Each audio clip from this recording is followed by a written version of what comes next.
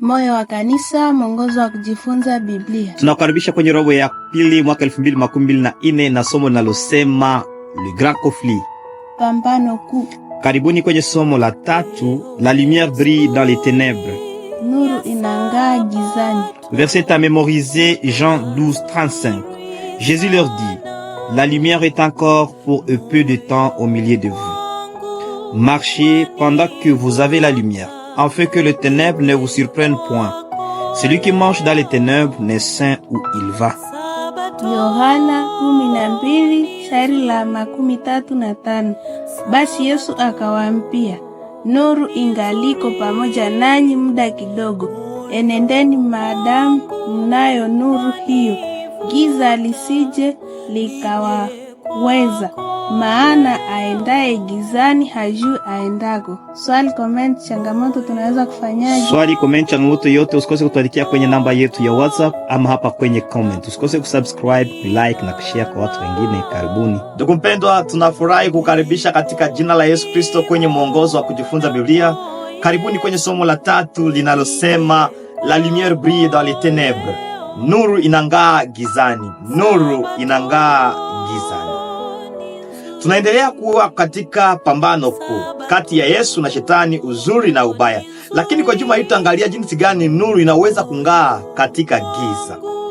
Hivi basi mpendwa, nitakusii kukukaribisha kwenye majifunzo ya juma. Itakuwa kwenye Yohana 8:14, Methali 23:13, Matendo ya Mitume 20:17-32, Wathesalonike wa pili 2:7-12, Zaburi 119, 105, 116, 130, 133, 160 na Methali 16:25, Wakorinto wa pili 4:3-6.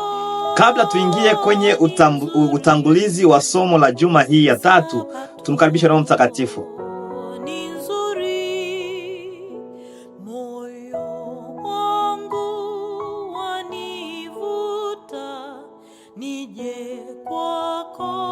Asante sana. Tunakuwa na fungu kuu, verset à mémoriser katika Jean 12:35.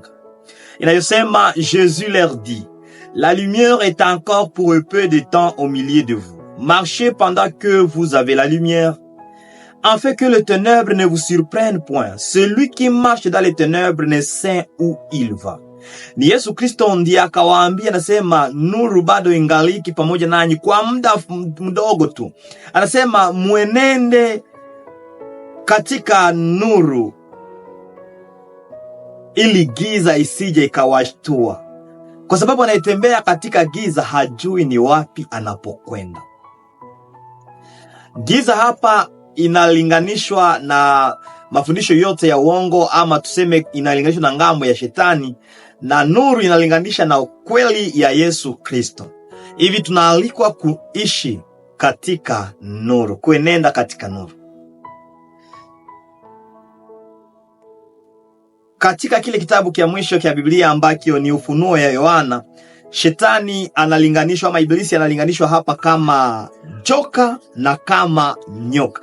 Joka na nyoka, vitu viwili ambavyo ni lazima tuzingatie yale maneno kwenye Ufunuo 12:9. Analinganishwa kama joka kwa sababu lengo lake ni kuwatesa, ni kuwaharibu wana wa Mungu. Na analinganishwa kama nyoka kwa sababu anatumia nguvu zake zote kuwadanganya kanisa la Mungu. Anatumisha uwerevu wake kuwadanganya. Kwa hivi maana Yesu Kristo alipoenda mbinguni, kwenye karne hizo baada ya Yesu kupaa mbinguni, watu wengi waliteswa. Wengine wakatupwa kwenye shimo mahali ambapo panakuwa simba ili ziwararue. Wengine wakachomwa wakati wako hai. Wengine wakakatwa. Wengine wakawekwa kwa msalaba, miguu chini, miguu juu, kichwa chini. Walikuwa wanawatesa watu kwa sababu walikataa kuabudu miungu ya Kirumi. Licha ya mateso yale yote, historia na Biblia inatueleza kwamba Wakristo waliendelea kuwa waaminifu kwa Mungu na wakaendelea kuhubiri na injili kaendelea kusonga mbele. Na kilichotokea ni kwamba shetani akaona kwamba mbinu yake imeshindwa ya kuwatesa watu.